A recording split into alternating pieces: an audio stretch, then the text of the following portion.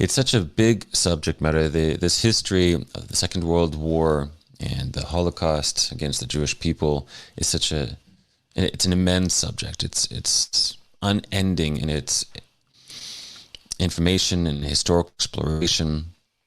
This is simply to introduce some essential elements of the history and some of the big questions and some of the influences of the history that led up to the Holocaust in Germany and throughout Europe that I think are particularly relevant for today's challenges and the political and social environment and climate that we live in today. As much as possible, focus on information.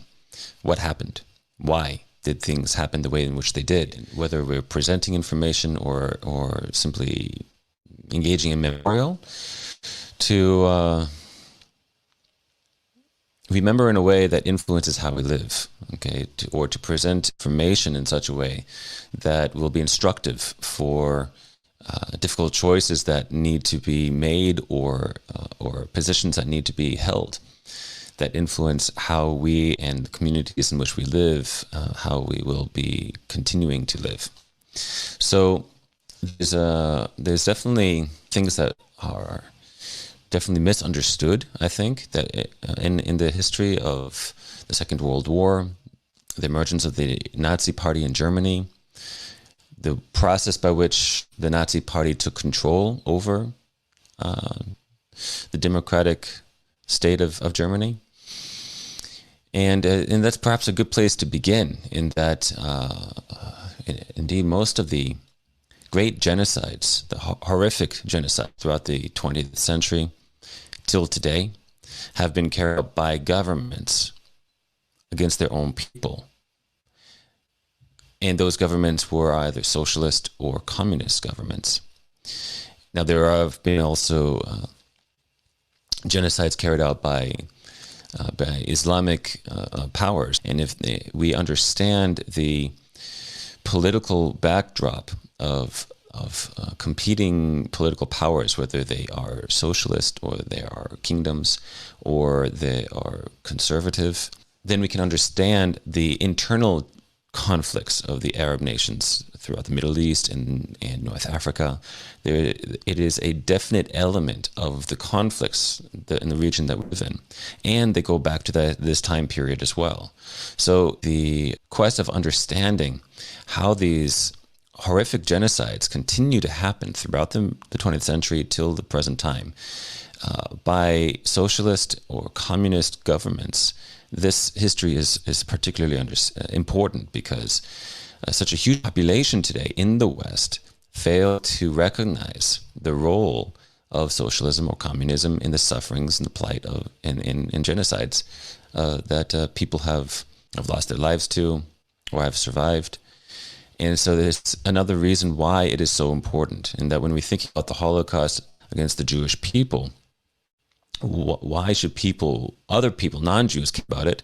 Well, besides the obvious of how important it is to understand every genocide of every different people, the genocide against the Jewish people being unique in its character and its history and its intent, its purpose, must be instructive for us today, for all peoples, countries, nations. And the political element of it is very important. It's very relevant. So when we think about Nazi Germany, we tend to think about the Nazi Germany as a fascist political party. And I have posted for you guys here at the top of the chat a YouTube link to Prager University, a short video of some 5 minutes, a very helpful short video exploring the point of the history of fascism as a political philosophy, and that people tend to associate with the political right mistakenly. That it is its origin, the philosopher that put forward the content of fascism was on the political left, and that it came out from socialism. And indeed, as the Nazi Party will emerge and grow within Germany, indeed, that will be a fascist movement. But we have accepted a rewriting of history, a representation of history that is indeed motivated in deception, that so that we will not understand the gravity of who continues to promote fascist or socialist philosophies and political and social movements till today, and the objectives of these people and the objectives of these organizations. And that's part of why this is so important, and to see how did it happen? How did these powers take control over people's lives during the Second World War? And so that we can learn from that today. The name itself of the Nazi Party is indeed taken from two words. It's an abbreviation of the National Socialist Party of Germany. So in the name itself, even though it's a fascist movement, all right, the name itself is conveying to us its political philosophy of socialism, which of course is rooted in Marxism. The question then that is so confusing, even to me till now, that's not easy to distinguish and to differentiate between, is that, well, if the Nazi socialists, why is it that they hated communists so much? That communists at the time that they were fighting against and that they were driving, seeking to annihilate from within Germany and Europe, well, why was this such a great struggle between the socialists and the communists? And that aren't they basically the same? They're both coming from Marxists, and there are important distinctions between these two, and that's not something I'm equipped to even focus on in this talk right now. But essentially, as far as I understand, the distinctions lie in who will control the tools of production. Right? This is one of the great elements of communism, is that everybody should own, the people should own the tools of production, so that those are not in the hands of a few, but in the hands of all, shared equally. It never really actually turned out to be that way in practice, but that's the basic principle. So that the wealth that is produced is wealth that is equally distributed and owned by everyone. The distinction in socialism, or at least in National Socialism, that took control of Germany, is that the government itself is indeed all powerful and controls not the tools of production, but the authority to instruct the private companies who produce material goods and services and such. So the government has the right of the authority to instruct them how to do what it is that they do, how to produce the goods and services, etc. So the power is in the government to control those policies. But the implementation of those policies is in the hands of the private companies themselves. Right? So there is a close relationship between the private companies and such, and the government and their policies. So that at the end, the responsibility is on the private companies, but the authority is in the government, and the government is all powerful. So for the National Socialist Party, the Nazi Party, to take control over Germany, they had an ancestor to learn from. They had a predecessor, rather, in Italy, in Benito Mussolini's Italy, who ruled over Italy in their fascist party, had already taken place before the Nazis would come to power in the 1930s in Germany. And so they could learn from the Italian fascists, Mussolini, how to take control over a greater population that themselves were not fascists. And indeed, there's a whole context. It doesn't just randomly happen. But the key to success is brutality and fear. The key to success, both in Italy and in Germany, that will take place in the 1920s and 30s, is to use fear in the streets through violence. All right? There will be an army of volunteers to the National Socialist Party, the Nazi Party, to implement the policies and the ideologies of the party, and using violence against all oppositions, both socially and politically, all opposition to these ideologies. will be fought against in a very brutal way, in a very public way. They will be able to use fear to control the population, because all those who do oppose, they get crushed. And so those who don't rise up, who don't have the strength mentally, emotionally to do so, to rise up, and that they can see the results, they can see the consequence of those who do rise up to oppose and to fight back. Those who had the strength, they're crushed. All who remain are those who don't have strength or the courage to do so. And rightfully so, they could see the result of those who try to fight back. So therefore, all opponents are removed, and those who remain don't have the spirit to resist, at least not openly. Once again, this is very relevant in terms of today, and what we witness and what we see from those who are similar in these strong ideologies and these strong emotionally driven ideologies that we face in our Western societies today. The use of violence, the use of manipulation, the use of intimidation is a consistent method that we have to be very wary of, because there's a very strong history of its success. So there will be that element as to how they will learn from the Italians before them, the Italian fascists before them, how to silence the opposition, and that opposition in Germany will be silenced in a very, very brutal way, in a very effective manner, to the point that is eventually, as Adolf Hitler rises in popularity and effectiveness within the Nazi Party, he will physically fly throughout the whole of the nation to connect to people. The towns, cities, the villages even will gather together, and he will physically be there. He will go there for people to see him and to hear his speeches, his powerful rhetoric, oratory ability to communicate in a very powerful and passionate manner will be very effective in person.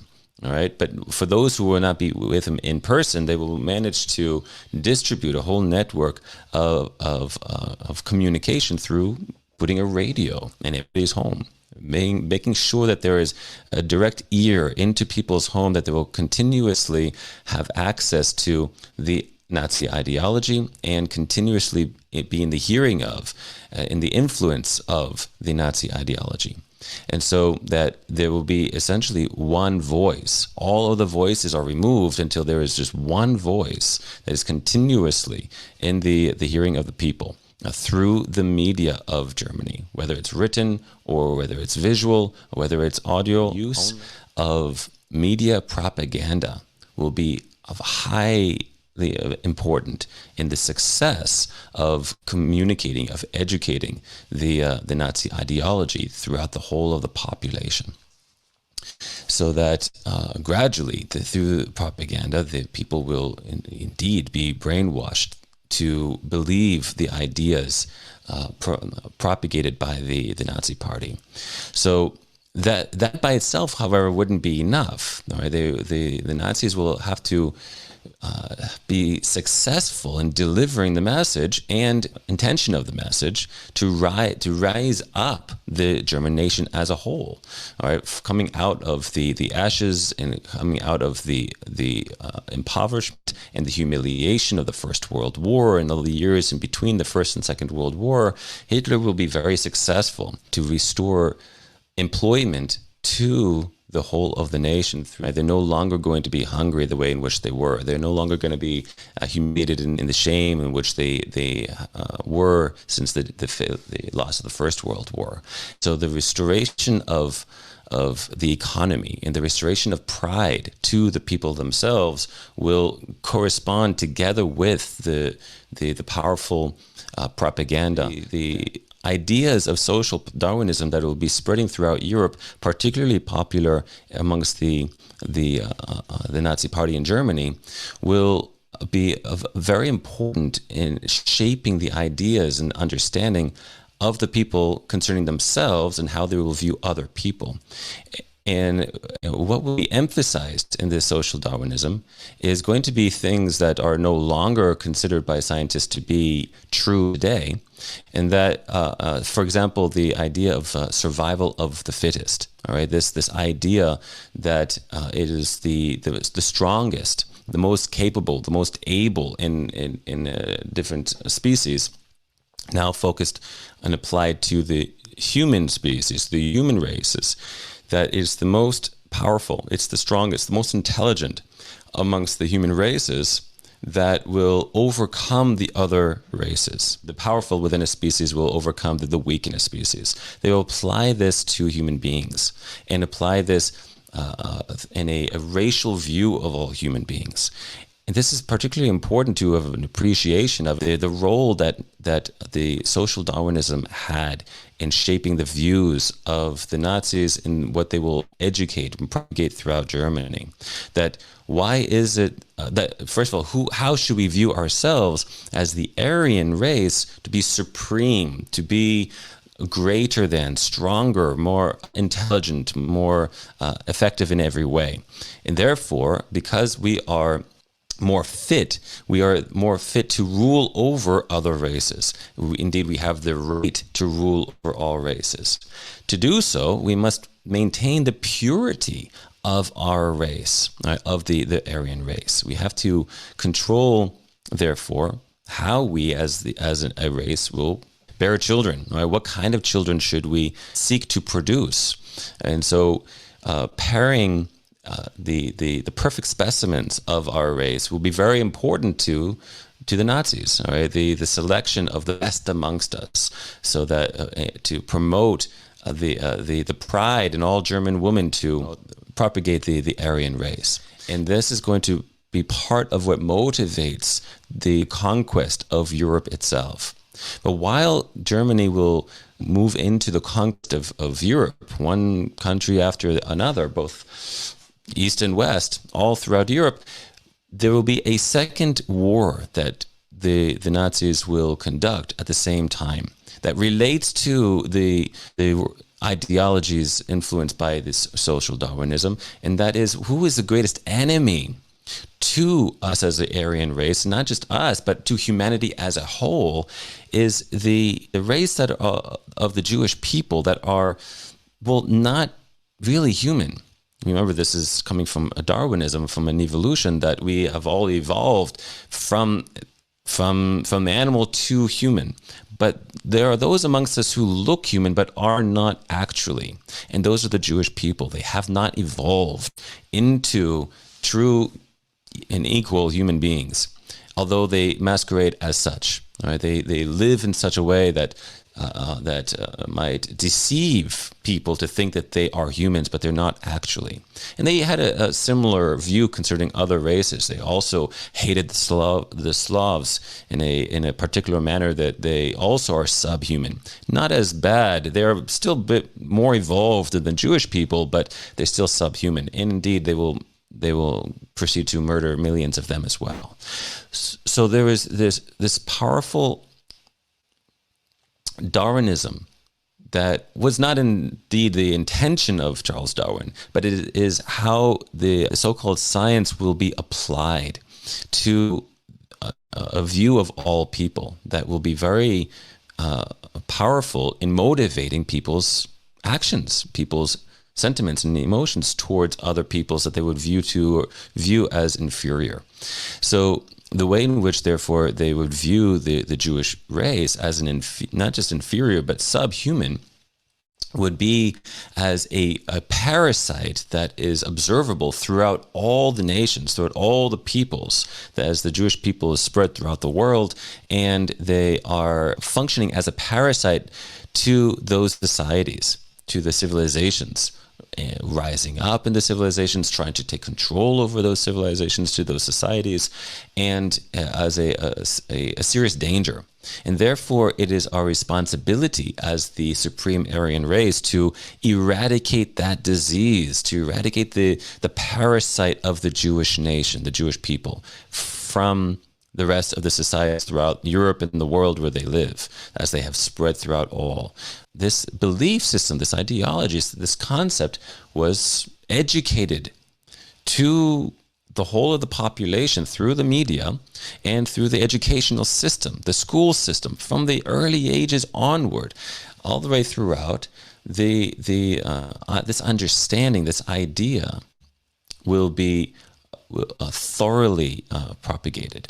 All right? And again, I want to emphasize the use of education, the school system, the public school system, and the use of media to propagate the message, to convince people of what it is that they should believe, who they should fear, and therefore what they should do. Again, the parallels to where we are today in the Western world, where we live today, not, of course, not just Western world, but wherever we see socialism and communism taking over a society, these are the processes that we can observe till today. All right. And that's part of why this is so important. So it is this social Darwinism that controlled the ideology of the Nazis, that propagated throughout the rest of the population as to how to view all other races, but particularly also the Jewish race. And so there is these two wars that Nazi Germany would fight at the same time. The war to conquer the rest of Europe and expand beyond eventually. And at the same time, as they conquered into the East, all right, through Eastern Europe, into Russia, and coming very close to succeed in conquering in Russia. But as they move eastward, all right, they will implement this second head of the war, and that is to eradicate the Jewish race, to remove the parasite of the Jewish people. A volunteer force, the Einsatzgruppen of soldiers who will be moving behind the front lines, and their mission is to search out all of the communists, in order to destroy the communists. But those communists was another way to designate the Jewish people, because the Jewish people in the East were presented as communists. So there's also this political conflict at the same time, of course.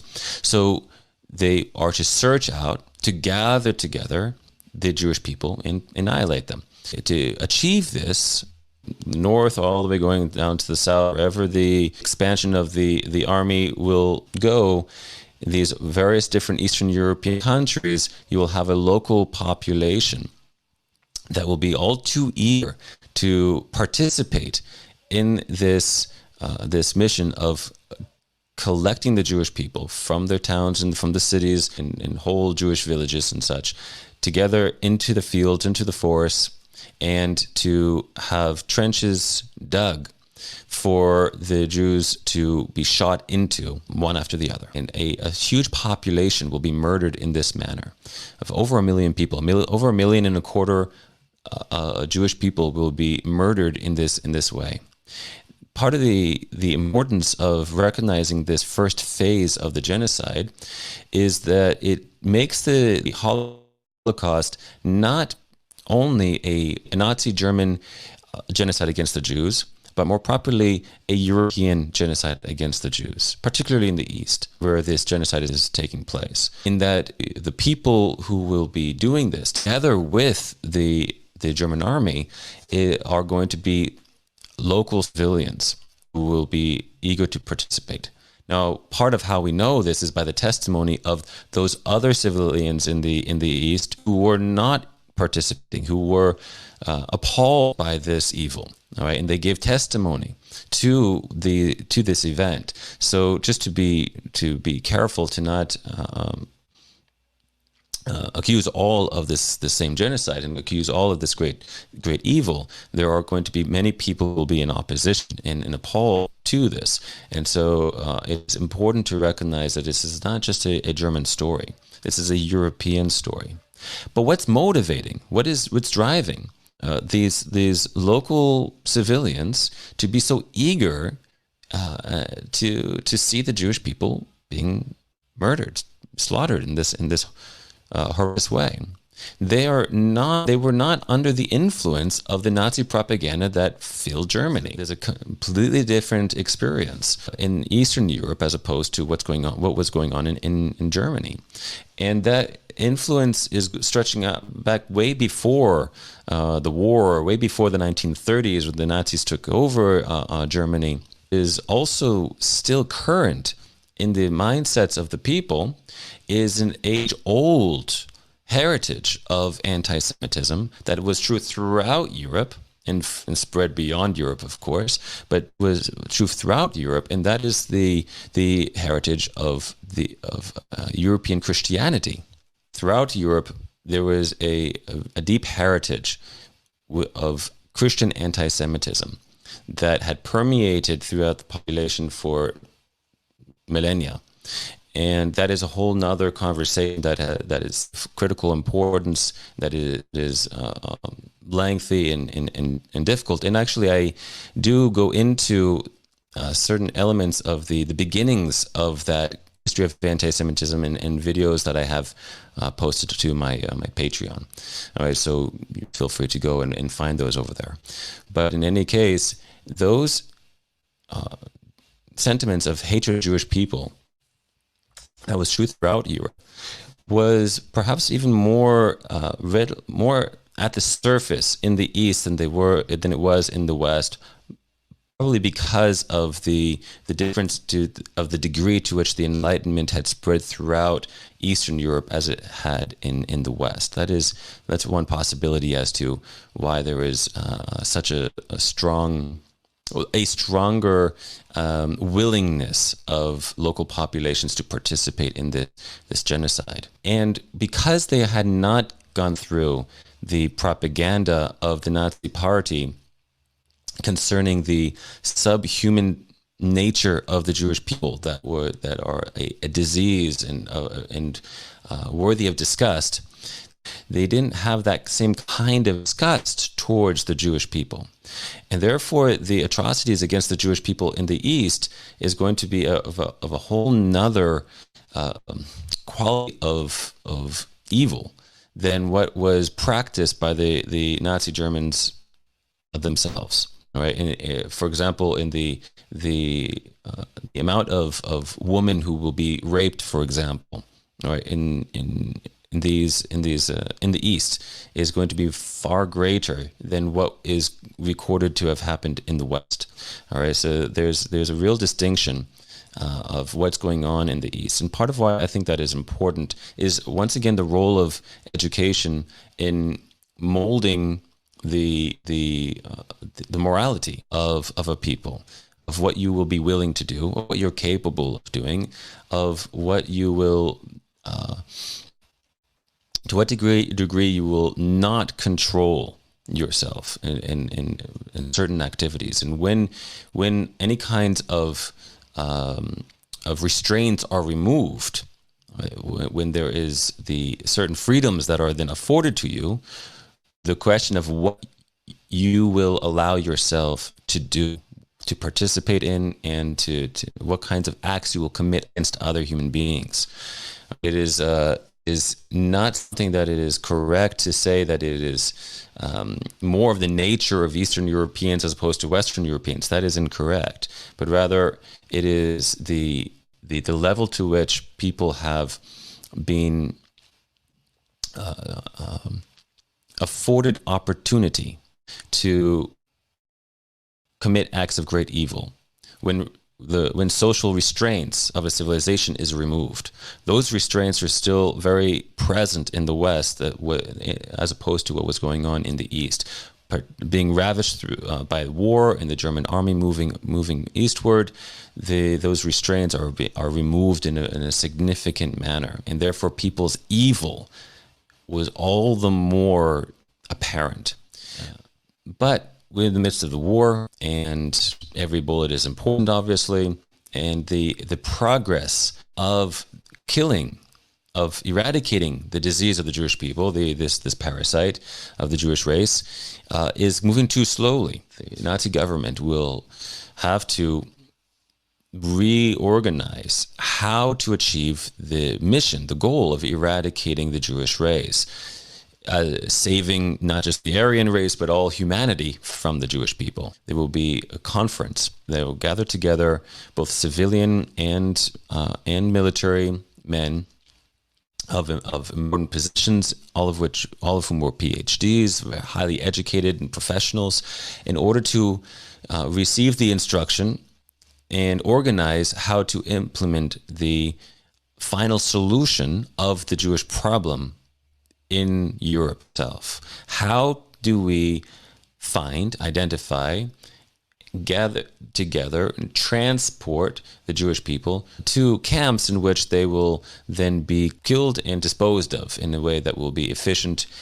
And so this will be known famously as, indeed, the final solution, where the network of trains throughout occupied Europe will be used to transport the Jewish people to a network of concentration camps, most of which will be in the East. And again, there's so much history and information in all of these different phases and these different elements that I'm simply not going to be going into, as important as it is. But there is a wealth of information and videos in a very clear and helpful manner to learn of all these different elements. I'm trying to give broad strokes as to what happened.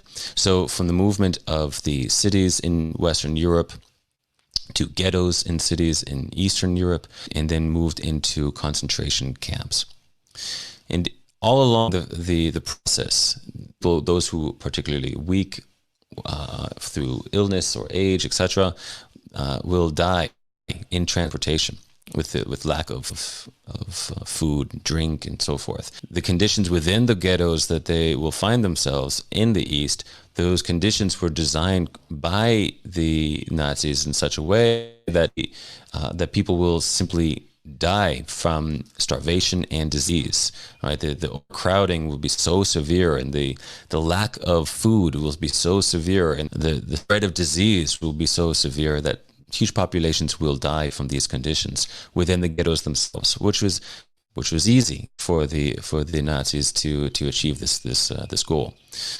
Then eventually, at a certain point, the time will be for the movement of the population, the Jewish population, from those to the concentration camps themselves. As we know, those camps will not be built for the Jewish people alone. Right, the early phase of people who sent to certain concentration camps will be the political opponents of the National Socialists. Okay, they find themselves in these concentration camps together with other populations that were inferior in the eye of the Darwinism of the Nazi Party, such as Slavs, but as well as homosexuals, and so forth. So there's a multiple of different kinds of people who are going to be enslaved in these work camps, not just the Jewish people. Once they arrive to these various different camps, then the first thing that they will face is being separated, men from women, girls and boys, all separated one from the other, and then they will be brought to selection, where one by one brought before an SS doctor who will quickly look at the individual and assess to which direction they would go, to the right or to the left. Will be taken to the work side of the camp, while the other direction will be taken to the camp, to the annihilation facilities. How the selection takes place is really quite simple, in that all children up to age 14 will be sent directly to the death camp. All adults over the age of 40 will be sent directly to the deaths, and whoever looks weak or sickly, right, in their physical appearance, whoever does not look like they're able to work, will be sent directly to camp. So this is the selection by which people are divided and separated into different parts of these camps. Some camps were just work, other camps were work and death killing facilities together. So those who would be sent to their deaths would be sent to their deaths through the art of deception. Right? They all along the way, since from being gathered from their homes in the West and transported on every stage, what the message that was being given was that of deception to make people more easy to move along the process.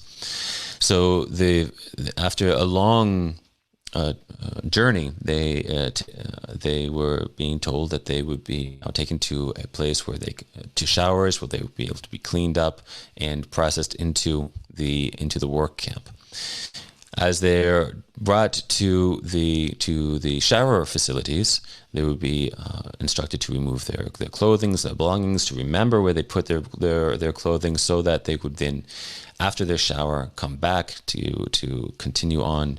After removing the clothing, then they would be brought to the large shower rooms, and instead of water coming down from the shower heads, a lethal gas would be poured down instead. That would be so effective in killing that within 10 minutes, once there's silence in these gas chambers, then the doors opened, the bodies would be taken out and processed, whether there's shaving of the hair, the removal of gold teeth, etc., anything that would be able of value to be retrieved, and the bodies then taken to the crematorium, where the bodies would be disposed of through the furnaces, through the ovens. And in this way, the dead bodies disposed of in the most efficient and quick manner. So these were the factories of killing, where millions of people will indeed be murdered in this way on a daily basis. They were continuously functioning. Those who would not be sent to their immediate deaths were sent to the work side of these camps. Again, the deception continues. There's the famous gateways into the camps that people would be led through. Over these gateways, translated into English as work makes you free. And the idea that if you simply work, you do what you are told to do, you don't create any problems, then you'll be okay. And indeed, this was a lie. It was a lie from the very beginning, moving all through. The average time in which people would survive, these inmates would survive in these camps, was an average of 3 months under the conditions that of starvation, small rotten bread and very watered down, dirty, watery soup. Well, we learn about them also from the many survivors who tell their stories. And I see, Carol, you've posted from yadvashem.org here. This is very helpful, and you can find in Yad Vashem many stories, as you can find in YouTube, many of Holocaust survivors telling their stories by which we learn what is happening here. I want to shift focus a little bit from the stories of these Holocaust survivors to focus on simple questions of faith in relationship to the death camps, or the concentration camps as a whole. And that in the West, the Jewish population was largely assimilated. There were, of course, many people of faith, but the expression of faith was not the same kind of traditional expression that we observe in Eastern European communities. So in the majority of the Jewish population is themselves living in the East, whether it's Eastern Europe, Russia, etc. So the Jewish population concentrated in the East were much more impoverished. They didn't have the same freedoms as the emancipated Jews of the West. They didn't have access to the same degree of access to the Enlightenment that they had in the West, and indeed they didn't want also. Right, there, as far as we can observe, the degree of orthodoxy amongst observant Jewish people and communities in the East preserved their heritage in response to the effects of the Enlightenment in regards to faith in the Jewish people as a whole, let alone faith amongst Europeans as a whole. All right, it's in this context that we remember the effects of what is often spoken of as the Enlightenment and scientific revolution in Europe, to the point where the beliefs in the Bible, the religious beliefs of the church as a whole, will be challenged to the point that people will lose their confidence that they will be able to put trust in the teachings of the church and the authenticity and historicity of the Bible. With the advent of scientific ideas, as opposed to a method of faith in what is read in the Bible to be true, is going to essentially result with the famous statement of the death of God, the philosophical statement of the death of God in Europe. And apparently this famous statement was made as more of a warning than a celebration of the death of God. That the failure of the church and the loss of people's confidence in the Bible, resulting with the loss of people's dependence on God and on a worldview that is determined by God as creator and as judge and as savior, that the effects that would have on human societies, civilization as a whole, down to the individual level of a person, that will be so drastic of a consequence, will eventually lead to a sense of nihilism, where there is indeed no purpose, no meaning, no intrinsic meaning to an individual. In that, if I'm not created, then I don't ultimately have a intrinsic value and purpose. And therefore, where do I find intrinsic value and purpose? Science was not able to offer, and still, I would argue, does not offer an understanding to a human individual and a collection of people living together, or a society, a community. We are not offered a worldview by which we can find how to find value and meaning in life, and therefore led eventually into nihilism. There is no value, there is no meaning, and the lostness of the human soul is devastating, therefore. So this is what is happening as a whole, and the Jewish people witnessing this happening in the West, both to the Jewish people in the West that are assimilating, but also happening to Christian people as well. The Jewish people in the East witnessing this, they're going to respond against. They're not going to want to embrace the Enlightenment for this reason. Right? Even though in the early stages of the Enlightenment, led by Christian men of deep commitment and devotion to God, because of their love of God, because of their faith, they wanted to discover the world that God created and discover how our observation of the world by following a scientific process of evaluating ideas and observation. So to coming to a knowledge of what is true, what is false, etc., by developing and following a scientific process to then discover the grandeur of the Creator. That through a discovery of the created world, we would know the Creator. We would therefore know God, and therefore glorify Him more greatly. So that was very much in motivation of the development of the scientific process in the West. But that's simply not how things ended up. And the Jewish people observed that in the East and wanted to protect themselves from that, because they saw the devastation of the Jewish community in regard to the loss of heritage, the loss of tradition, and therefore the loss of identity in the West as the Jewish people were assimilating into European civilization. So therefore the bulk of the Jewish population in the East were religious. And when I say religious, that means very devout people. Their lives were lived with a particular purpose of the glorification of God and His name by a righteous lifestyle. And so this is a population that is going to be sent into these concentration camps. This is the population that is going to, so many of whom are going to be sent directly to the gas chambers.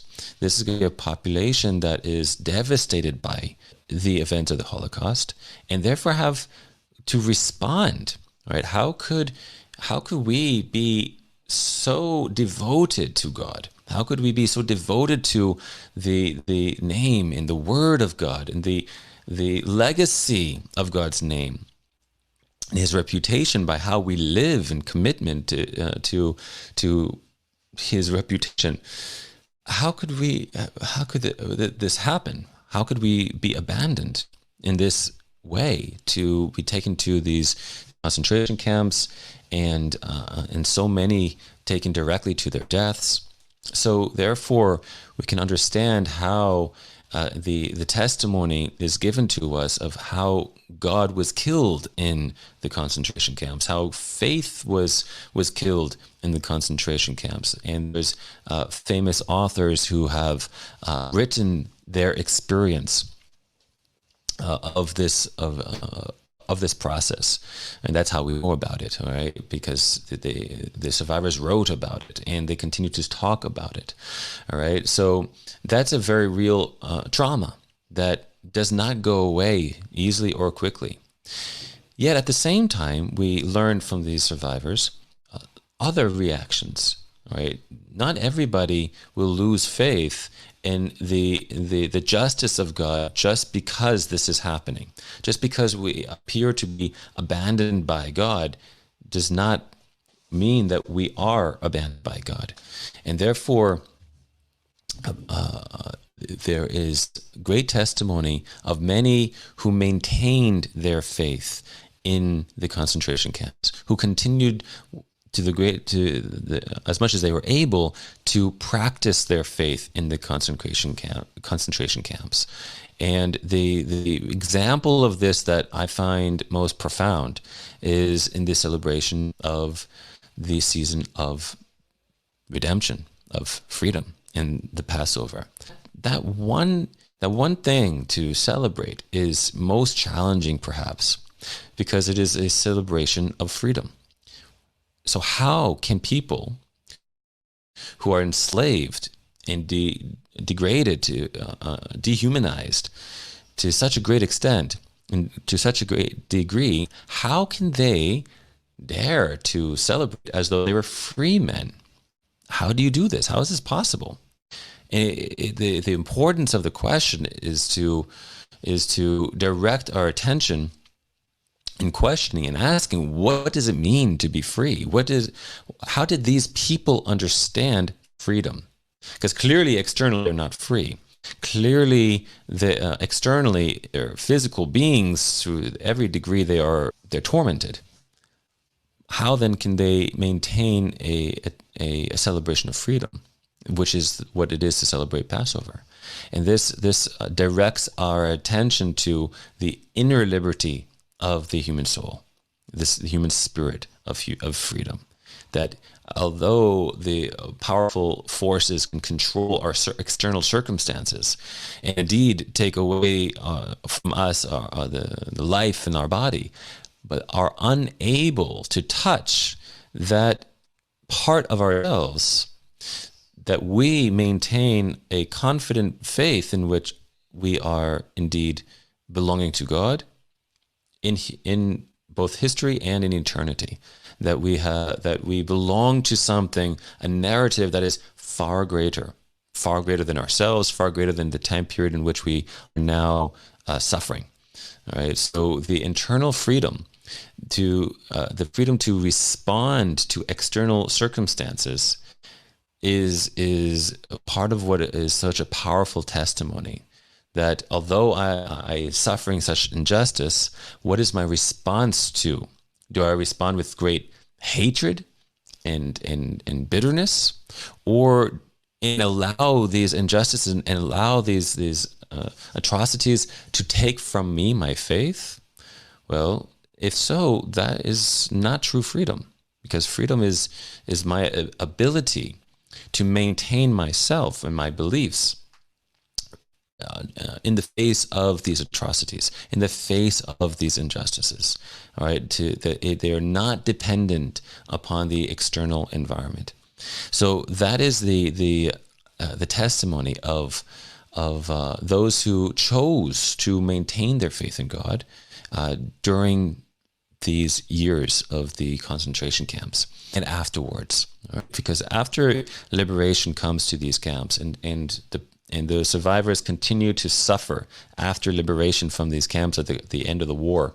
It's a tragic history of what happened after, at the end of the war, and how there was no place for them to go for a long time. They were forced to continue to exist in these camps, and then when finally eventually able to go home, go back to where they came from, Jews just went back to wherever it is in Poland, for example, that had come from. Those few who had survived, well, they faced new pogroms after the war in the cities that they had returned to.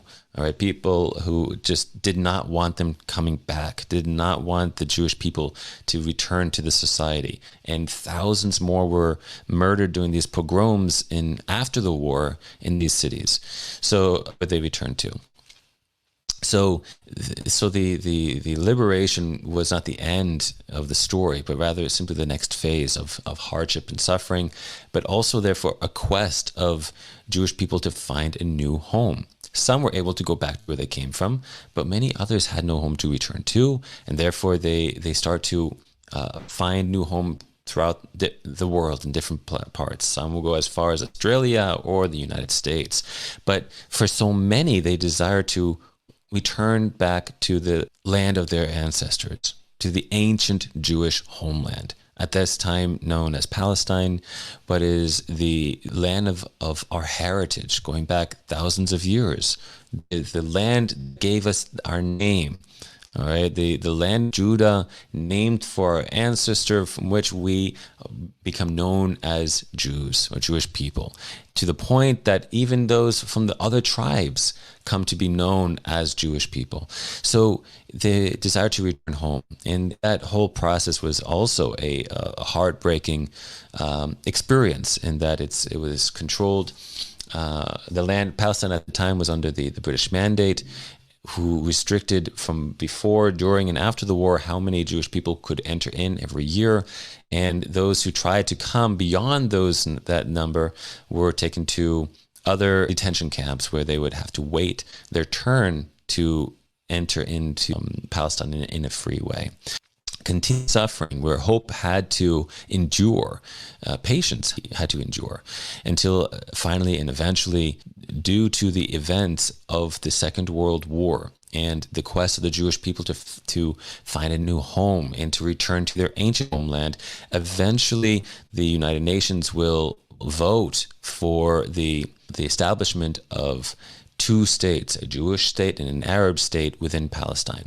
And that gave a legal foundation for the Jewish people to declare statehood. So there is a direct relationship between the sufferings of the Second World War and the years following until 1948, May 14, when the state would be declared. But together with this is the relation with the question of faith of the Jewish people after the war and during those years, those early years after the war. What do we do with faith? Is God irrelevant? Should we give God another chance, or is God really just he was burned in the crematorium? What to do? And so there is going to be both reactions amongst survivors and Jewish people as a whole, where for so many, faith in God would continue to be an essential problem of the Jewish community, where the sense of betrayal and the deep pain and anger of towards God for the betrayal of so many to suffer and to be murdered in such a horrendous way will remain within the Jewish community till the present day. more so in certain parts of the world than in others. Okay, there you don't have the same kind of sense of that amongst the Jewish community here in Israel. It's still present, but it is not the same intensity that is observable in Jewish communities outside of Israel and other parts of the world, be it in Europe or the United States, Australia, etc. All right, so it's not going to be uniform. All right, but this will continue to be an element that marks the character of Jewish life till today, whether it is in regards to faith or whether it is in regards to politics. All right, the influence of the Holocaust is an undercurrent that must be understood. All right, so many people will respond with loss of faith altogether, and yet wanting to maintain Jewish culture and identity that's preserved through the rituals of religious life. And so therefore synagogue life and communal life can continue in a religious manner with the structure of religious rituals, maintaining a community identity and a communal life, yet without necessarily having a personal faith in God, because of the anger, the pain from this betrayal. So this is a very real element that is still very much the case within certain segments of the Jewish world. Yet other segments of the Jewish world respond not in this way. All right, maintain a continued devotion in their personal love of God, that he is not an unjust God who has abandoned us, but indeed has saved us as a nation. Right? Yes, many were not saved, and many were murdered, but as a nation, with the goal of the Nazi party to completely annihilate the Jewish nation, we were saved. God was the one to save us. That statement, that witness, that testimony is maintained, that as a nation, once again, we have been preserved, as we have been throughout the long history of hatred of the Jewish people and the will to destroy the nation of Israel. The preservation of Israel throughout thousands of years of exile is because of God's love and his devotion, his loyalty to his covenanted people, the people of Israel. So that witness is maintained by many.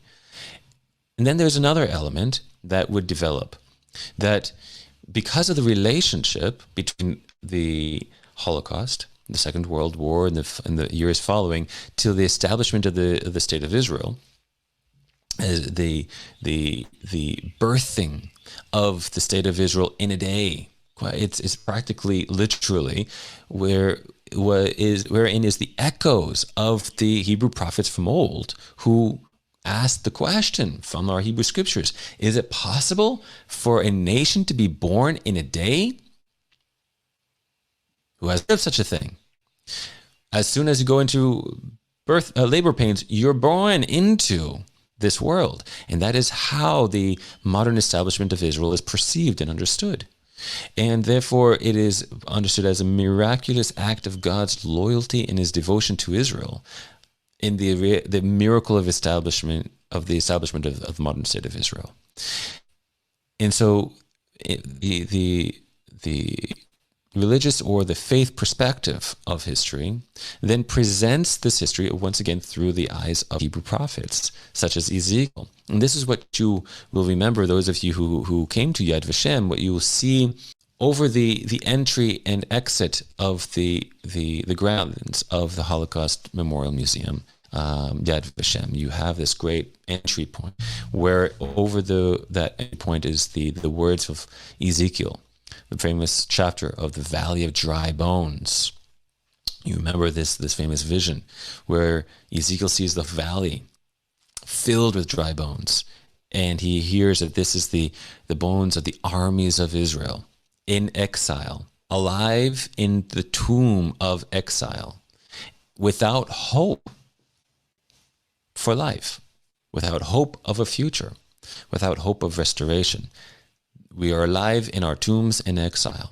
And then the prophet witnesses as God's word brings these dry bones back together, and the flesh starts to grow upon them, until finally this spirit, the wind of God, the breath of God, re-enters into the people, and they rise up alive, resurrected.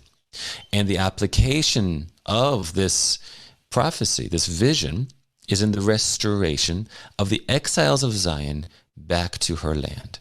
The return of the exiles to Zion is the application of this vision, where at one point our hope is gone, and now our hope is restored and realized, with that we have a future. Our story is not over because of our own unloyal or unfaithfulness back in the days of the First Temple period. We have been given a new future that is based on the same covenant promises that our fathers received from God, who demonstrates how he's still loyal to us, and therefore his restoration of us, and therefore we still have a future. We still have a purpose, a mandate from God to be the blessing of God to all nations.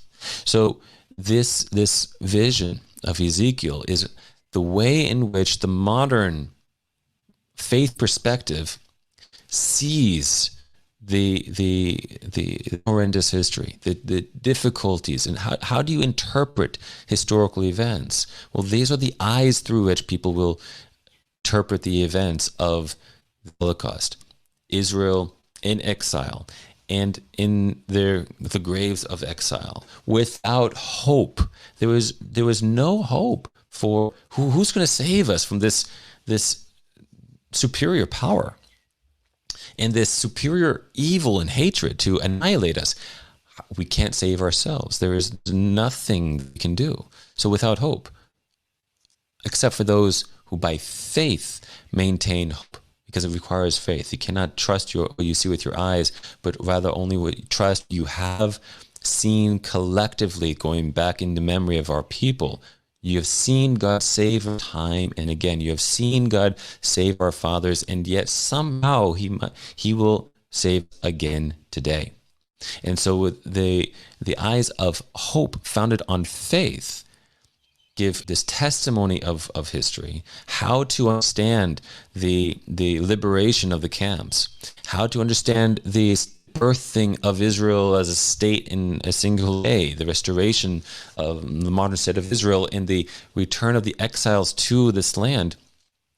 How to understand it? With the eyes of Ezekiel chapter 37 and the vision of the valley of dry bones. That God resurrects his people out of the tombs of exile, returning to this land in order to be given a new breath of present and future application of the ancient covenant and the ancient mandate that's been given to us and entrusted to us to be a source of light, preservation, blessing for all nations. So that is how this is perceived. That's how this is introduced or presented, right? And it rests on the shoulders of us to maintain that faith of perspective. It's a choice of perspective. And depending on how we perceive our past and how we then receive and tell the stories of this past, this recent history, will determine the current experience of the past and determine the current pursuit of, well, what kind of future do we hope to pursue? What kind of future do we hope our children will build and maintain? Perspective is everything. The eyes with which we will interpret these events. Now, because of that, right? Because of the establishment of this Israel and the faith perspective of this history, then the next phase of restoration will take place when once again the Jews of Israel will be saved in 1967, where the enemies around Israel seeking to destroy Israel, this conflict between the Jewish people of Israel and the surrounding Muslim nations is rooted indeed in earlier in the 20th century, but with a significant chapter in the Second World War. During the Second World War, you will have a visit of Grand Mufti, the Muslim authority from Jerusalem, going to visit and to have meetings with Adolf Hitler, Germany. And so before and during the war, you have these close ties being made between those who hate the Jews in the land and fear the potential of the establishment of an independent Jewish homeland in Palestine. Before the British, the land was controlled by the Ottoman Turks for the past 500 years. And before them, a different Muslim power from Egypt to Syria was controlling here. Before them was the European Crusader kingdoms here in the land. And it's just going to go back and back.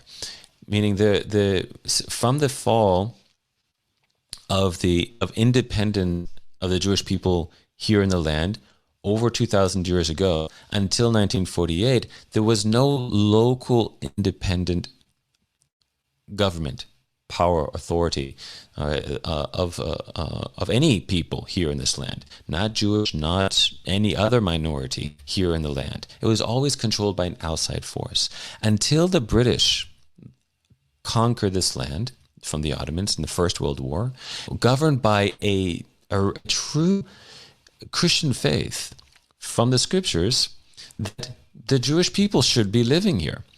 And an early phase of potential that the British government would aid the Jewish people in establishing a Jewish homeland in Palestine.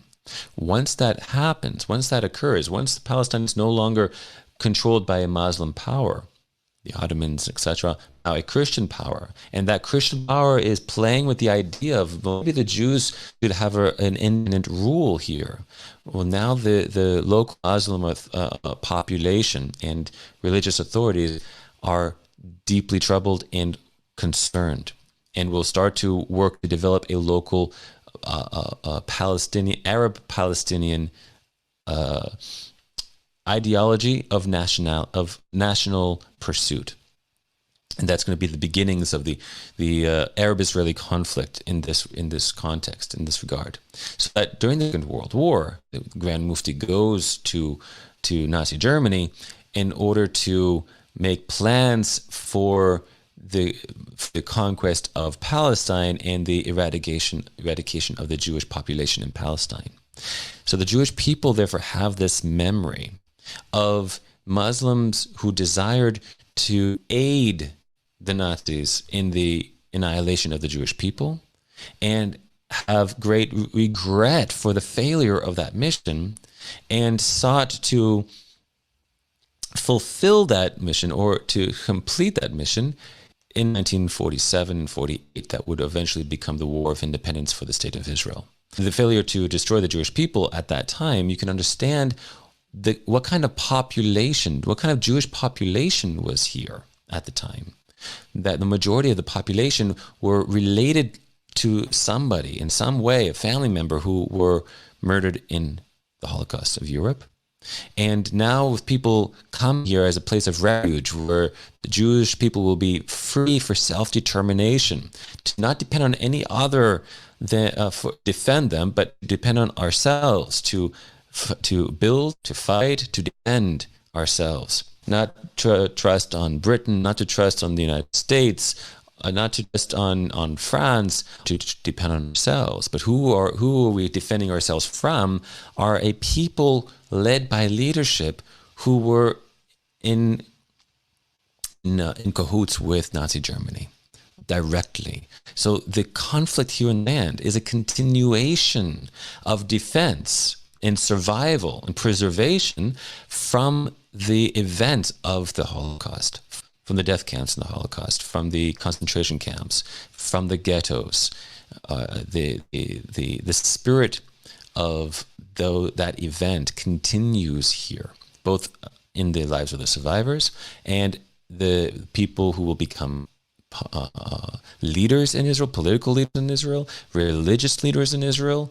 There is a sense of how do we preserve, how do we survive forces who seek to continue the failed mission of Nazi Germany during the war. So therefore, the wars of modern Israel are a continuation of the Second World War in that sense. 1948, the pursuit to completely eradicate the Jews of Israel, to prevent Israel to be established as a nation. Those nations who failed to destroy Israel then refused to recognize Israel and refused to have peace talks with Israel. So to attempt once again 1967. And when they attempt to once again destroy the people of Israel in 1967, not everybody had the kind of access to information back then that we do today, that something happens on Mars and we hear of it on social media somehow, whether we trust it or not. All right, so people don't have access to information so quickly, so readily back then as they did today. And so the Jewish people in different parts of the world learning about these wars and watching the United Nations and the world's governments really not care so much at all to defend Israel against a superior majority of states and armies attacking Israel. Once again, we witness that people want to destroy Israel and don't care to help, to save. And it was a real question of, will they succeed? All right, nobody knew that within 6 days, Israel would preemptively strike and succeed to defend and to expand the borders of Israel defensively against Egypt, Syria, and Jordan. Nobody knew. But with that achievement came the reunification of Jerusalem. And with the reunification of Jerusalem under an independent state of Israel, for the first time in history since over 2,000 years ago, there's something tremendous starts to happen throughout the world. Jewish people, where you have from that time onwards a great... Thank you for listening and watching my presentation. The remaining content of this video is freely available on my Patreon account, open and free to the public. Thank you for liking and subscribing.